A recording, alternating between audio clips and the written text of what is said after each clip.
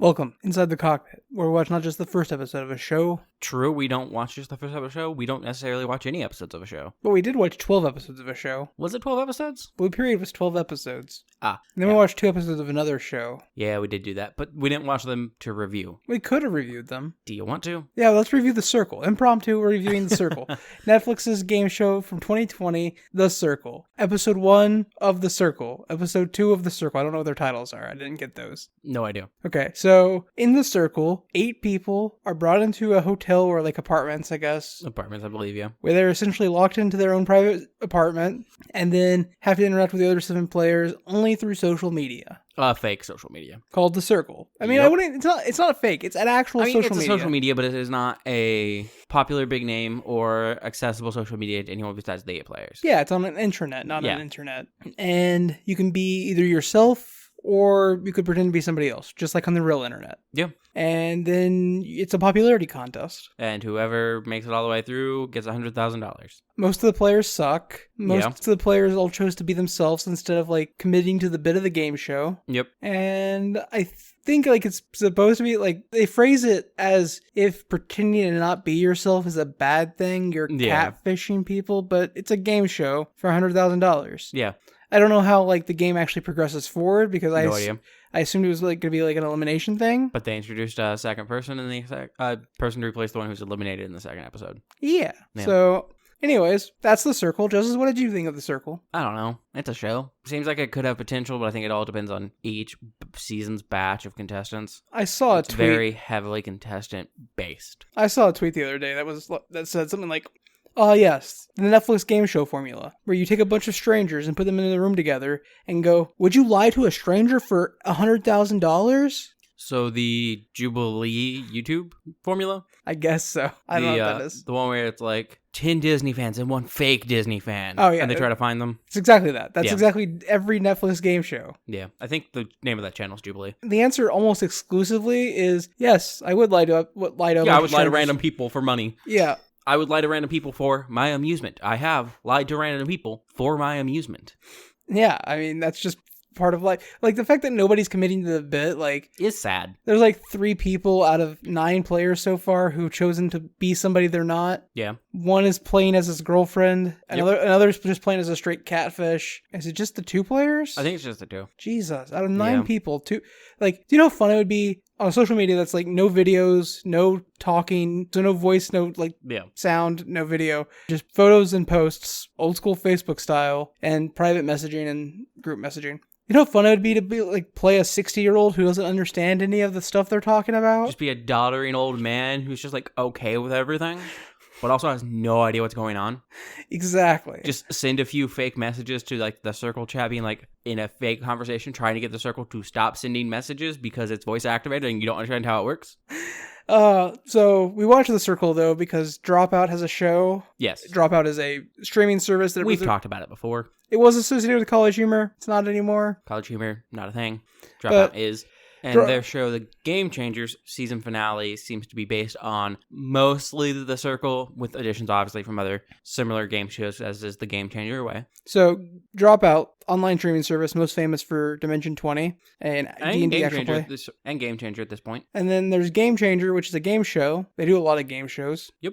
There's Game Changer, which is a game show where ostensibly the game is different every time. Yes. We've had a few repeat episodes, but generally it's different every time. Game Samers, they're called. Mm-hmm. But yeah, and it's based off The Circle. Like the first thing I realized partway through episode 1 of The Circle Yeah. is that the premise of the show is better on Dropout just because everybody has the potential to know everybody, even if they're playing as fake people. Yeah. So knowing who would say what, or who would think what, or who would play what type of character. Yeah. Definitely more entertaining. Like that is Definitely a better also a conceit. harder game. Yeah. Whereas The Circle is just a popularity contest where you can lie about things. Yeah, like the real internet. It's honest. The Circle is a microcosm of the real internet. Whereas the Dropout game is a werewolf-style, media-framed game. Yeah, it's a social deduction game played on a larger scale with more stakes. Yeah. Yeah. Because they need to guess the other players and stuff. Yeah. during it, and they get better odds when they know other players, and then they can vote people out. What I'm saying is the Dropout version is actively better, and I'm 90% sure Dropout is cheaper than Netflix. Yeah, it is. How much is Dropout for a year? A little over $100. And Netflix, it's less than $10 a month. And Netflix is $16 a month now? Yeah. So Netflix is like $190 a year? Yeah. Dropout's cheaper.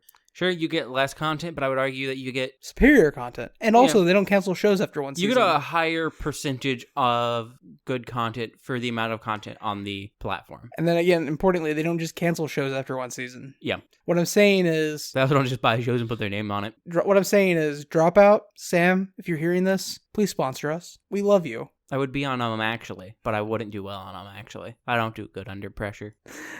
But I know random facts. I would love to be on them, actually, just because I would like to meet Iffy and Brian. Brian, yeah. Like, I love Brian. Fair. Like, I've been a huge fan of his stuff for forever. Ever since my friend sent me a message on Facebook, it was like, hey, check out this dude doing the complete, like, Pokemon. Yeah, rap. Yeah. I remember seeing him back on Polygon before I knew who he was as BDG. And I was like, weird. I have a favorite Polygon host. Yeah, it's weird when you, like, watch a review show or, like, a review channel enough that you're like, oh, I can tell who wrote this one. Because, like, Outside Extra, I think is what it is, which is a sister channel to an Xbox primary channel. Yeah. I have like favorite hosts on that. Yep. Or favorite hosts on I mean, I saw we were watching Blood on the Clock Tower from NRB, and one of their guests I recognized from being on one of those, and I was like, what? Why does that person look familiar? Oh, I've watched listicles with them in it. I love that listicles are kind of like a bedtime thing. Like, you're like, man, I kind of just want to go to sleep. Or it's, I am so fucking bored right now. I have nothing to do. Oh, look, here's this thing with a vaguely interesting idea. I probably know the entire list already. Why not? Honestly, I do the same thing with Mythical Kitchen nowadays. Yeah. Mythical Kitchen is my go-to-sleep comfort show, where I just put it on in the background to listen to Josh Schreier talk about food. Honestly, a vibe. Complete vibe. Yeah. Less of a vibe for Mythical Kitchen is Last Meal.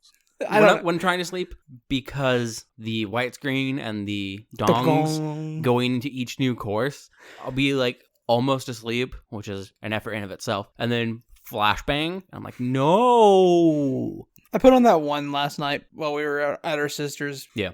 And it finished. I was half asleep. And then it auto-played the MatPat one. Yeah. And it's so loud at the beginning. Yeah, I think the MatPat was the last one it played. And then it switched to Modern Marvels. I switched to Modern Marvels. Oh, you switched to Modern Marvels? The MatPat one started and I was like, this is so loud. I panic searched for the remote.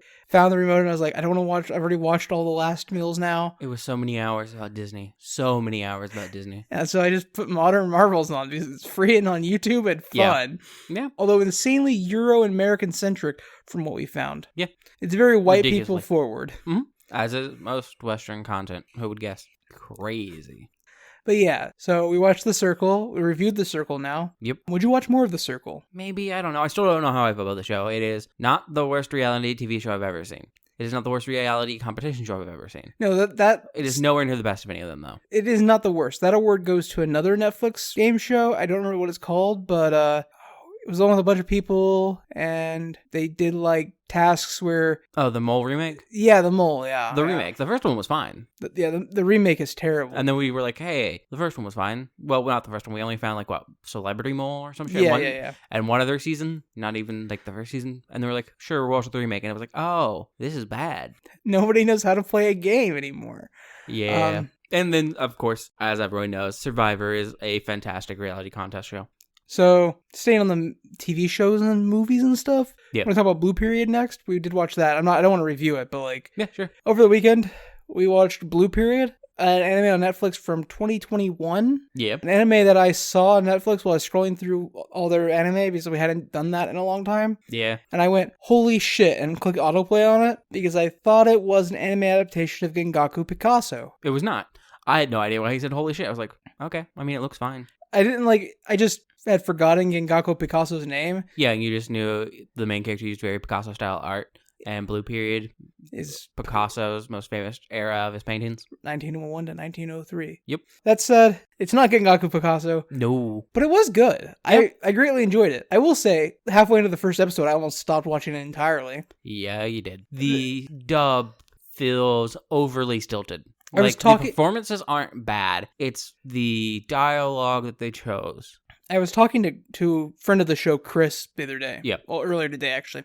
And I was talking to him about Blue Period. And the exact way I worded it was, it feels like the English voice actors have never seen the script before and are like reading it just blind, like sight reading. It feels like they weren't given direction on how to do anything with it, and they were given very formal lines for lines that, when you listen to the original Japanese dub, along with reading the subtitles, do not come across that way at all. They are much more livelier, whereas the translation is just like so overly stilted in its language. I think we've reached a point in anime where the dub versus sub debate is basically dead because dubs are of such good quality now that it's not like, oh, it's ruining the show. Yep. And everybody watches TV with subtitles anyways, so like nobody cares if you watch sub. Like that said, sometimes you just have a bad dub. Like this is the first time this is the first time since either Little Witch Academia's dub or the Attack on Titan dub where I went, oh, this is actively not enjoyable. I'm going to switch it to the other language. Fair. It's been that long, which I think I watched... As far as anime goes, it's probably been about that long for me. I've watched a few live action shows where I'm just like, I'm going to watch you in the original language because the live action English dub is bad. So I have to be really into a show to switch to the sub if I don't have to. Like if the dub is reasonably good... Yeah. I have to like really, really be into the show to switch to the sub. Not for me. Because I will, at some point... look away from the screen and do stuff on your phone? I can't help it. Yeah, I know. The worst part is, even if I don't have my phone, if my phone's in another room on a charger, I will still get distracted by something in the room and miss something on the screen. Yeah. I was attempting to watch Ping Pong, the animation, the other day. I started it. Good flow of animation. Good animation overall. Not a fan of the art design. I get it, and it's still like good artistically, but it is not my style to vibe with. The studio that did it, Science Saru, I believe. I was going to say Science Saru, did my favorite anime film, so I've been working backwards through Science Saru's catalog. Yeah. But I started Ping Pong, and the only audio available was Japanese. Mm-hmm. My phone was nowhere near me, and at some point I just started playing with my thumbs, and like missed a solid 3 minutes of the anime, and I was like, I can't do this right now. Nice. I wasn't even, it's just my thumbs. But yeah, no, Blue Period is about a student who has a heavy delinquent vibe, but is pretty diligent, but is kind of a people pleaser. He's a poser. Mm-hmm. He does whatever it takes for like fit in with the people around him. Who finds out that he actually really likes art and wants to do it. So it's him learning how to become an artist and make it into the Tokyo University of Arts. University of Arts too. Also, it's a lot about like how being an artist is like burying your essence to other people and like showing who you really are. And him not really knowing that because he has not taken the time to recognize who he is himself, find out the things he cares about, is interested in, because he's been too busy spending his life making other people happy and doing what is considered the socially correct thing. Mm-hmm.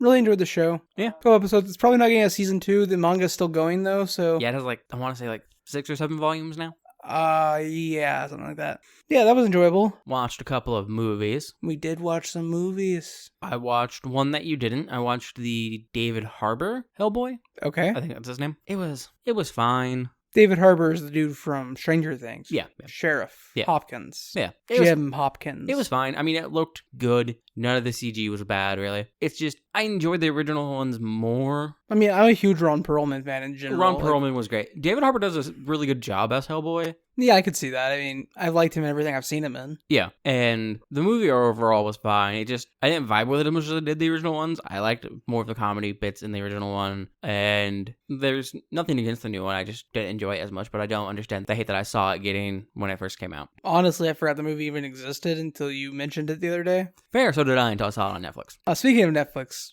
actually, was this on Netflix? We also watched the Super Mario Bros. Movie, finally. We did. It was also on Netflix, yeah. It's fine. It's very much like the middest, the mediocrest, the middest of mid. Yeah. Solid 5.5 out of 10. Yep. Totally forgettable. The only thing that I've carried from that movie is my brain going, peaches, peaches, peaches, peaches, peaches. And that's mostly because it's Jack Black. Yeah. Also, I mean, finally, the sweet release of death. But I don't think Luna gets to be credited with that thought being stuck in my brain. That's been there for a while. Honestly, the best part of the movie. Lumen was the best part of the movie. Yeah. Just straight through. They knew what they were doing when they put Luna in. They were like, yeah, this is literally just to like pick that part of the audience. Yeah. Check. Yeah. But yeah, mostly an okay film. Like, the animation was fluid. The art design and character design was good. It's not going to be ridiculed like the 80s Mario Brothers stuff is. So that's cool. Good for Mario. But the 80s one at least had more of its own charm. Like, and I mean, then, like, it feels like they were trying to do something, whereas this just felt like, let's make a Mario movie. Whereas the 80s Mario movie was like, let's make this weird, out there, amazing Mario movie. And this one was just like, we have Mario, we can put some characters in, make a lot of references to Mario-based things and IPs. It is wild that it's taken this long to get a successful, like, Nintendo animated franchise. I'm not counting Castlevania because that's not like... Are you also not counting the Legend of Zelda ones? I said successful, so... I think they're successful. I've seen them on the internet enough to... I'm pretty sure they're successful. Nostalgic does not mean successful. Although most things that are successful nowadays are also nostalgic, like, but...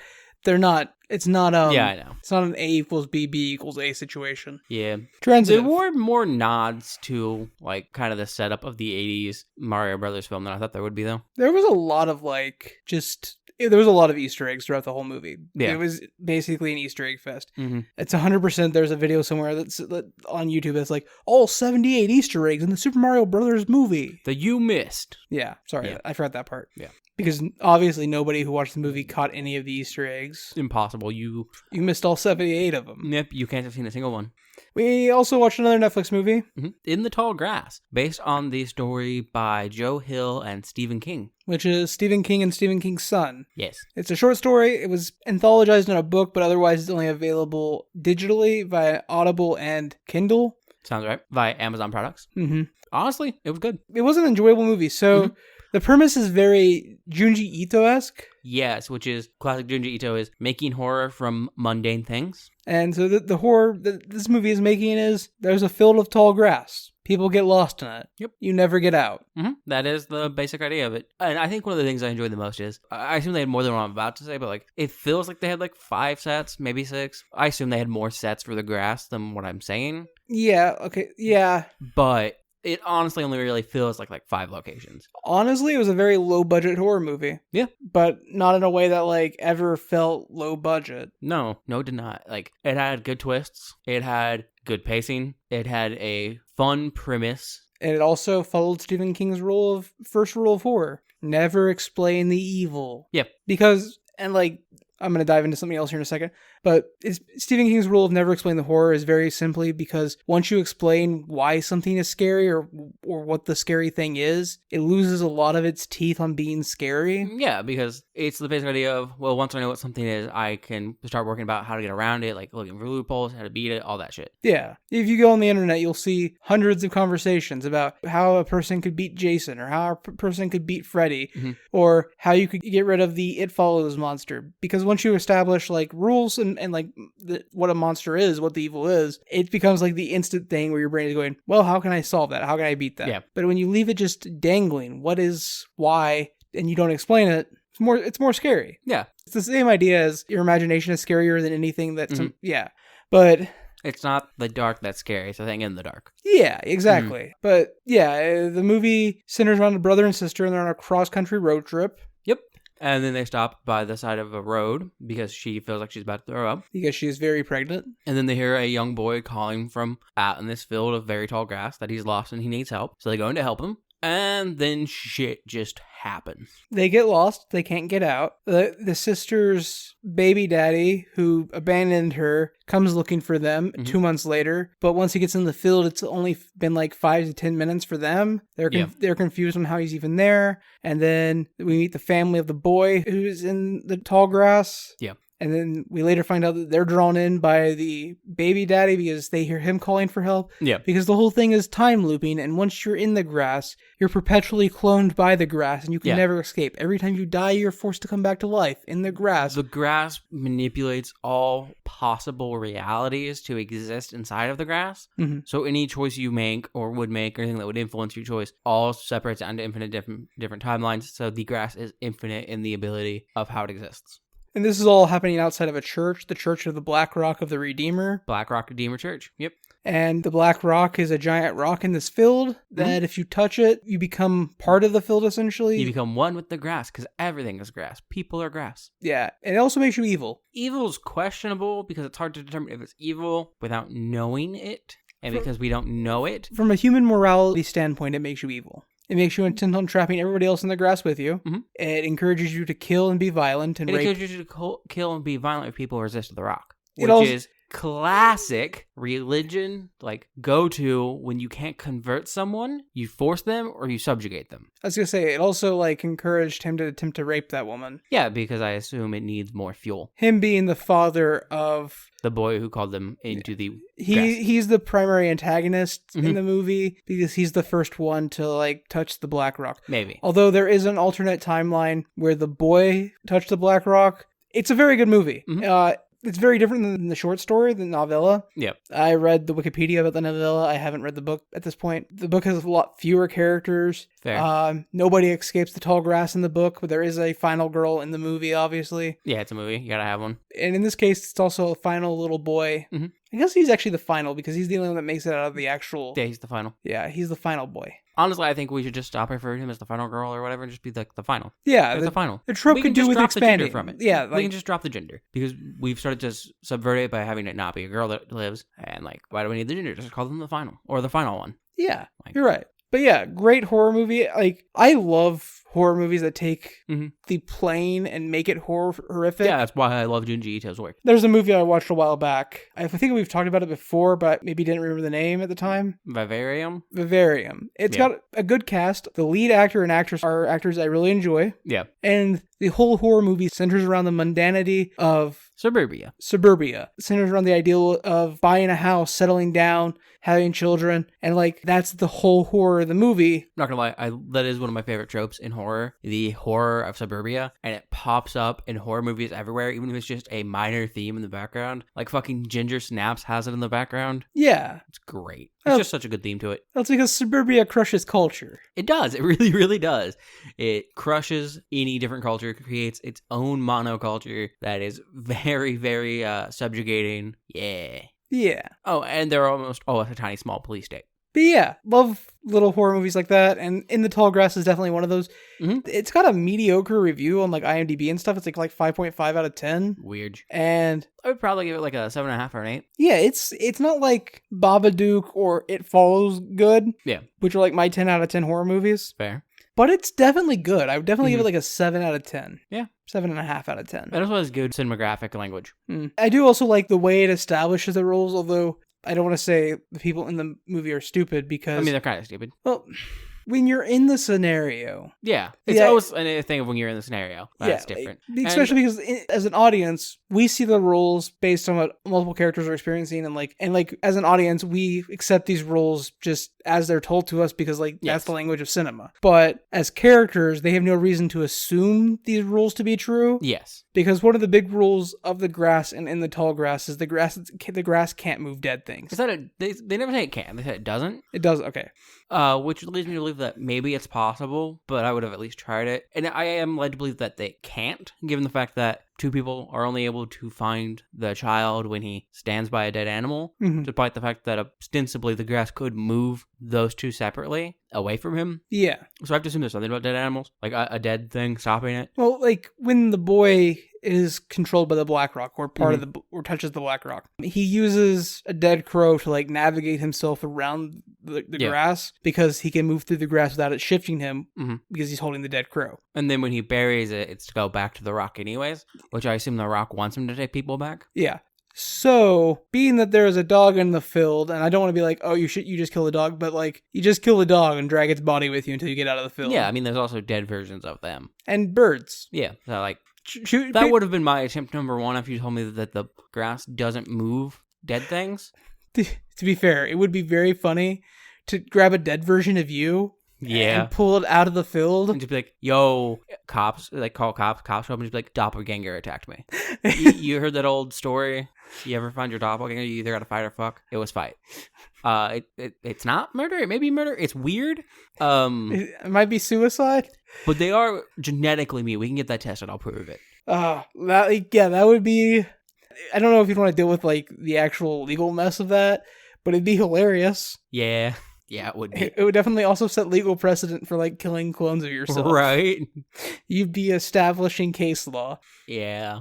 I think that might be it, though. I've been rewatching Haikyuu and prep for the movie. Yeah. The first movie's out. I just haven't found an English version of it yet. I should probably get on that. That one's called. Battle at the Garbage Dump. Oh, yeah, I have no idea if it's out yet or not in English anyway. It came out in American theaters on May 31st. I don't know if that was just a dub, though. So it's been out for 2 weeks. Yeah, who knows? The second movie comes out later this year, at least in Japan, so probably early spring for us. Yeah.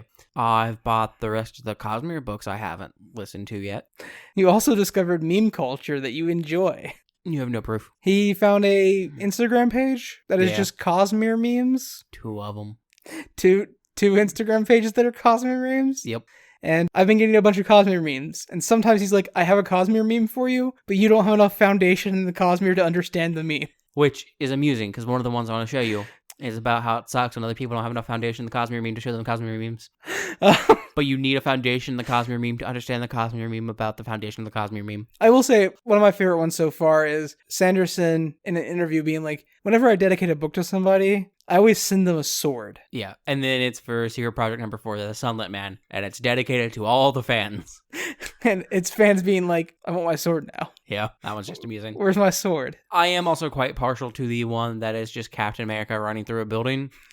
And it's just labeled like Kelsier when the group of rebels you inspired to believe they had divine help starts a unplanned assault or some shit like that. Yeah, because in the very first book of The Mistborn, Kelsier, one of the main characters, gathers a subjugated people to overthrow a false god emperor that has like beaten down society. Yep. But he does so by being a like thief and by creating his own religion and putting himself as the figurehead. Yeah, and so these people are like, oh, as long as Kelsier's behind us, we can't fail. So rather than like waiting and following the big plan, they decide to go quote unquote test themselves against militias that serve the God Emperor, and like they win their fight when they test themselves. Yeah.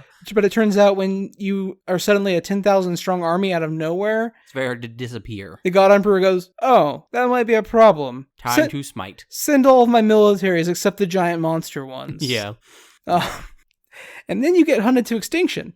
Mm-hmm. But yeah, that's a really good meme because it's like, it has the soldiers like busting it, like Captain America's chasing after him. He's like busting through walls. He's like, no. Yep. Because when Kelsier finds out via the magic powers he has, him and his apprentice sprint for like 16 hours straight and travel the distance that would take a normal man 2 weeks of walking to do in the matter of 16 hours. Yep. It's fun. Mistborn's good. You should read them. The entire Cosmere is good. You should read all of it. I'm going to back that statement up even though I don't have any proof that that sentence is true. It is, though. I believe you. Believe me. But yeah, I think that's basically everything for us. Yeah, I would say so. We've been playing Balatro a lot. Yeah, it's a fun game. I got into Pokerogue for a hot second, but apparently the creator's a transphobe, and also the game is not as good as I thought it was. Fun. I don't know which one of those drove me away harder, actually. I know that's a bad sentence to say out loud, but like, I didn't find out the creator was a transphobe until after I started playing the game, and like, at that point I was already like, I'm enjoying this game. But now I'm like, no, the game's just not good. Plus, I can feel morally superior by not playing it anymore. Fair. Because Pokerogue is a Pokemon roguelike. You select a team of starters, and it's just battles. And it turns out it feels like the game is impossible to beat unless you get good early rolls for experience items, experience shares and experience ups and stuff. Because the game cares more about RNG than skill. Yeah, it felt like it was very punishing for bad RNG. And, like, I get roguelikes punish you for bad RNG, but I never felt like a run in Hades was completely unplayable because of bad RNG. I've only felt like that about, like, 1 or 2 Balatro games. Yeah. And it's just because I got absolutely fucked, but they don't let you go on long enough. That's horrible. Like, when you get fucked, and you're done, and then you're out, and then you can start a new run. Whereas Pokerogue takes about 40 minutes to get to level 100, and then there's levels after 100. I think the game goes to, like, a level 200-ish. Okay, gross. Or maybe further. I've only got to, like, level 165. Like, my Pokemon are level, like, 160-something at this point. Yeah. And that was a hella good, like, luck run on the RNG. But, like, even with bad RNG, you're gonna make it to, like, the 60s or 70s. Gross. And that's like 45, 50 minutes of your life down the drain for a bad run. Yeah, no, it's like what Premiere 2, a streamer Justice watches that we both enjoy. Justice watches more of the guy's actual streams than I do. but he's also a YouTube creator. He was playing Hades 2 and talking about how he feels like sometimes the game punishes you with RNG in really negative ways, and or punishes you with gatekeeping mechanics in ways that just feel like they're punishing you and have no upside, and on runs that take 50 minutes. Yep.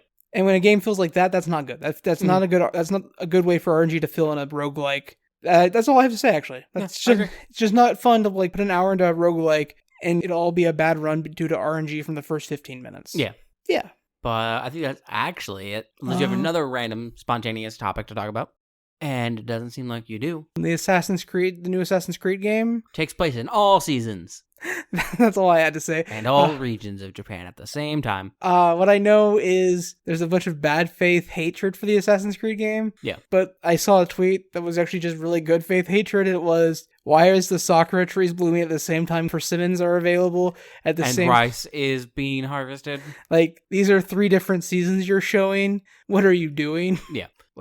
Fair. Okay, that's it. Just fair. That's all I had. Okay. So if you want to tell us your opinions about anything we've talked about, whether it be about, I don't know, how great the Super Mario Movie Brothers is. I said that weird, but I'm leaving it. If you want to contact us with any of your opinions on anything that we talked about or discussed on this Inside the Cockpit, from topics such as how bad or great the Super Mario Brothers movie was, or maybe you actually read In the Tall Grass and you think the movie did it atrociously or superb. Or maybe you read Gingaku Picasso and you also were really excited when you mistook another art anime for it. Any of those things, or anything else, you can contact us in a myriad of ways. First and foremost, through our Twitter or email. Twitter at Copilots Review. Email copilotsreview@gmail.com. Yep. And you can also find us as Copilots Review on Blue Sky. And you can find links to our email, our Twitter, our YouTube, our Discord, and our Patreon by going to the website copilotsreview.simplecast.com, which is also where this podcast is hosted if you wanted to listen to it through not your podcatcher app for some reason. I don't know who would do that, actually. I honestly crazy. I found out this week that people listen to podcasts not through podcatcher apps. That's weird. Some people just go to the websites and... The only time I've done it with my podcatcher app was being weird. Yeah, I've only done that when I was looking for specific podcast episodes about stuff and I had to search. Yeah. Oh. Crazy, though. Anyways, though. It's literally psycho behavior. Yeah. Anyways, though, we'll hopefully catch you on our next flight. Until then, have a good one.